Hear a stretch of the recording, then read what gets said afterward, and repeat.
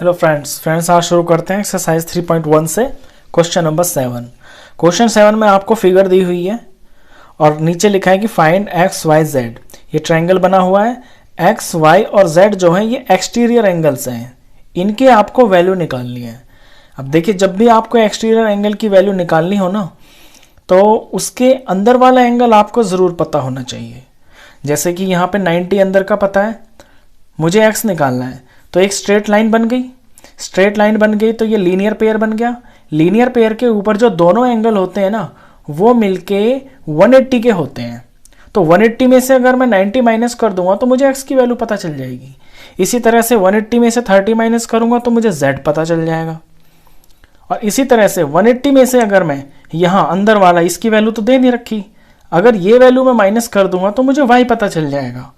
जब x Y Z पता चल जाएंगे, इनका मैं सम निकाल दूंगा। तो बेसिकली इस क्वेश्चन के अंदर सबसे पहले ना आपको देखिए, ये दोनों पेयर तो पता है, ये वाला एंगल आपको पता नहीं है।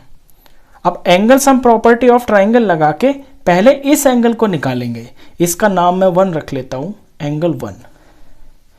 चलिए पहले ट्राइंगल के अंदर सारे एंगल्स को जान लेते हैं। 2 पता है, ये हमें तीसरा निकालना पड़ेगा। तो sum of angles of a triangle is equal to 180 degree. Triangle के तीनों एंगल्स मिलके जो है उनका सम 180 होता है, जिसमें से 30 और 90 ये दे रखे हैं, 30 प्लस 90, और तीसरे वाले को जो पता नहीं है मैंने एंगल 1 मान लिया उसको, इज इक्वल टू 180 डिग्री। अब 30 और 90 हो गया 120 डिग्री, ये angle 1 is equal to 180 degree. तो एंगल 1 की वैल्यू आ जाएगी 180 डिग्री। ये 120 इधर चला जाएगा तो माइनस हो जाएगा 120 डिग्री। तो एंगल 1 आ गया 60 डिग्री। अब मुझे ट्राइंगल के अंदर के सारे एंगल्स पता चल गए। अब मैं बारी बारी से एक्सटीरियर एंगल्स को निकालूंगा।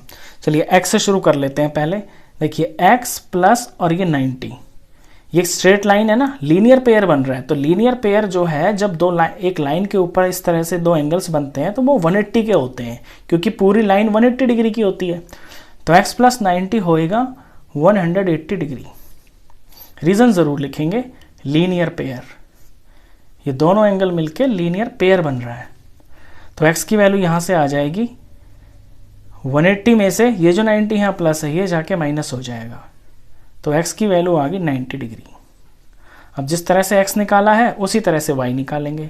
तो y के लिए करते हैं y प्लस, और ये एंगल 1, पहले मैं एंगल 1 ही लिखूंगा क्योंकि मैंने माना हुआ है ना इसे।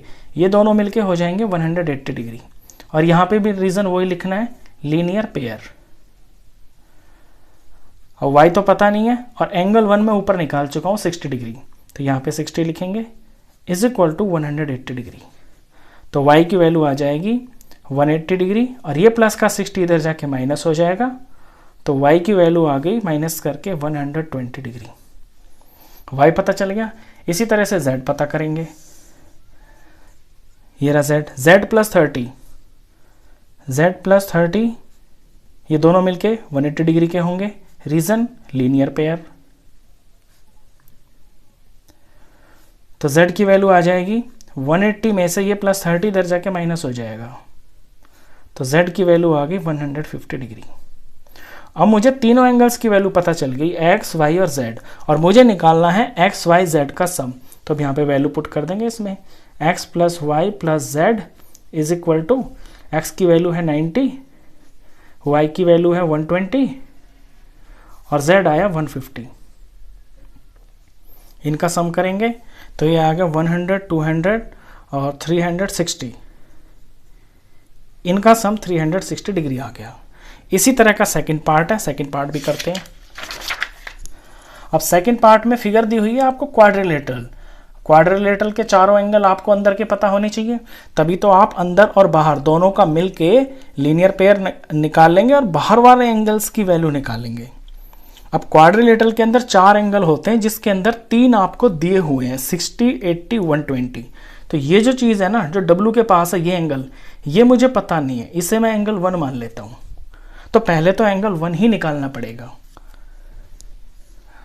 तो sum of angles of a quadrilateral is equal to 360। किसी भी क्वाड्रिलेटरल के चारों एंगल्स का सम 360 होता है। अब इनकी वैल्यू भरते हैं। पहले एंगल 1 लिख लिया, फिर ये 60 डाल दिया, फिर ये 80 और फिर ये 120। ये चारों मिलके इज इक्वल टू 360। एंगल 1 की वैल्यू तो निकालनी है, तो ये तो हमें पता नहीं है, ऐसे एज इट इज लिख दिया और यहाँ पे इन तीनों का सम कर दिया। तो ये हो गया 120 और 80 हो गया 200 और ये 60, ये 260 डिग्री हो गए, इज इक्वल टू 360 डिग्री। तो एंगल 1 की वैल्यू निकालनी है, तो 360 के पास जाके ये प्लस का 260 जो इधर है ये जाके इधर माइनस हो जाएगा। तो एंगल 1 की वैल्यू आ गई 100 डिग्री। अब अंदर के चारों एंगल मुझे पता चल गए। अब बारी बारी से मैं एक्सटीरियर एंगल्स की वैल्यू निकाल लूंगा। चलिए x से शुरू कर देते हैं। ये रहा x, तो हम यहां x plus 120 is equal to 180 degree. क्यों? क्योंकि लीनियर पेयर है, ये लीनियर पेयर होता है। स्ट्रेट लाइन पे दोनों एंगल मिलकर 180 के होते हैं। तो यहां से x की वैल्यू आ जाएगी 180 डिग्री, ये इधर जाके माइनस हो जाएगा 120। तो x की वैल्यू आ गई, माइनस किया तो 60 डिग्री आ गया x, ये x की वैल्यू है। अब y निकालते हैं, तो y प्लस 80, ये दोनों मिलके 180 डिग्री। रीजन वही, लीनियर पेयर। तो y की वैल्यू निकालेंगे, y को अकेला छोड़ देंगे और ये जो प्लस का 80 है इधर जाके 180 में से माइनस हो जाएगा। तो इसकी वैल्यू आ गई 100 डिग्री। x और y हो गए। अब z निकाल लेते हैं। z प्लस 60, z और 60 दोनों मिलके हो जाएंगे 180 डिग्री के। रीजन वही, लीनियर पेयर। तो z की वैल्यू हो जाएगी 180 में से ये 60 इधर जाके माइनस हो जाएगा, तो ये वैल्यू आ गई 120 डिग्री। अब x y z हो गए, w रह गया, w और एंगल 1। तो एंगल 1 प्लस ये w इज इक्वल टू ये भी 180 डिग्री, क्योंकि ये भी लीनियर पेयर ही है, ये लीनियर पेयर। अब यहां पे एंगल 1 की वैल्यू हम ऊपर निकाल चुके हैं 100, तो यहां पे 100 भरेंगे plus w is equal to 180 degree. अब जब w की वैल्यू निकालेंगे तो 180 में से ये 100 इधर जाके माइनस हो जाएगा, तो वैल्यू आई 80 डिग्री। तो इस तरह से मैंने बारी बारी से जो एक्सटीरियर एंगल्स हैं क्वाड्रिलेटरल के, इनकी वैल्यू मैंने चारों की निकाल दी। अब मुझे निकालना है x plus y plus z plus डब्ल्यू, तो इसके अंदर वैल्यू पुट कर देंगे। तो x plus y plus z plus डब्ल्यू इज इक्वल टू हो जाएगा, x की वैल्यू उठाते हैं यहाँ से 60 डिग्री, फिर y की वैल्यू उठाते हैं यहाँ से 100 डिग्री, फिर w की, z है यहाँ पे तो z की वैल्यू 120 और फिर w है 80 डिग्री। इन चारों को प्लस करते हैं, 120 और 80 200 हो गया, ये 300 हो गया और ये 60 360 डिग्री। तो इसके जो एक्सटीरियर एंगल्स हैं उनका सम भी 360 डिग्री हो गया। अच्छा, इन दो क्वेश्चन से आपने एक चीज़ सीखी, वो चीज़ क्या है वो मैं बता देता हूँ जो बहुत इंपॉर्टेंट है।